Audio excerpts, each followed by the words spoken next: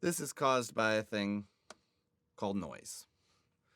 Noise is anything that gets in the way of your message being understood by your audience.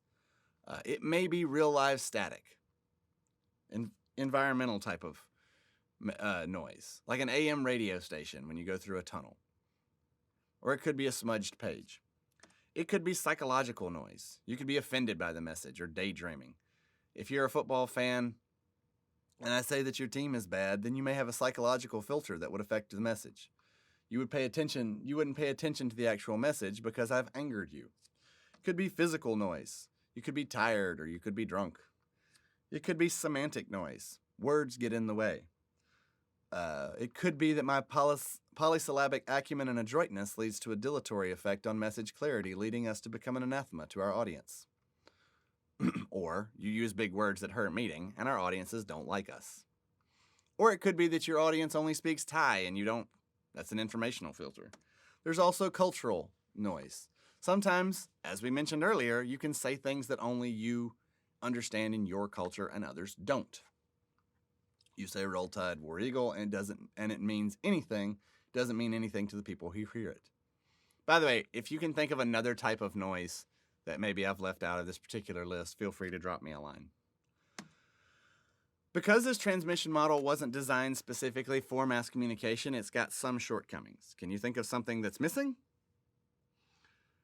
Yeah, it's feedback. This goes back to what we said earlier. Communication is not a one-way street. Feedback is obviously key to interpersonal communication. That's what a conversation is. You say something, you get a response, you go from there. If the person you're speaking with doesn't understand what you're saying, you repeat yourself. If you talk a lot on a cell phone, you know how noise gets in the way. If you, for example, ever have a conversation with my father-in-law, you know there's no point in telling him anything if you're standing on a particular side of him because he's deaf in that ear. But we all have various ways in which shared meaning is effective. You have to have feedback to come up with negotiation that creates shared meaning. One other thing that I just want to go over real quickly, this SMCR model is outdated for two other reasons. Feedback can be quicker now, even for mass media.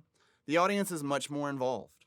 We have moved to this converged model because so much media have come together and audiences are able to talk back to mass media and audiences are able to create their own mass media.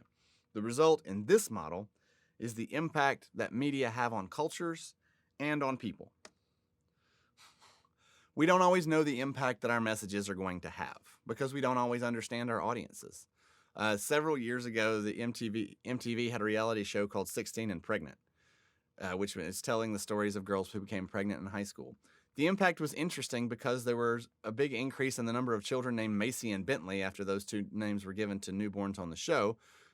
But also, weirdly, there were fewer pregnant teens. One study said maybe 20,000 fewer teens became moms in 2010. It's a traditional way that media can affect us. You put on a show and people react in different ways. Scaring teens into not having children was not the purpose of this show. The purpose was just to tell stories and make money for MTV. But apparently it had a wide-ranging impact. Another example is the Ice Bucket Challenge. We don't always start with mass media setting the agenda.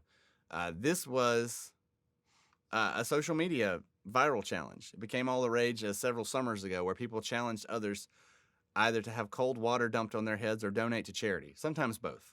Brought in more than $100 million. Started online and went viral before it was picked up by mass media. This was not mass media setting the agenda. It was a local thing that landed in online media. It got noticed by other people and then got picked up by mass media. It became something we talked about. And this is, as you can see from Bill Gates' dumping water on his own head here, it had a lot of impact.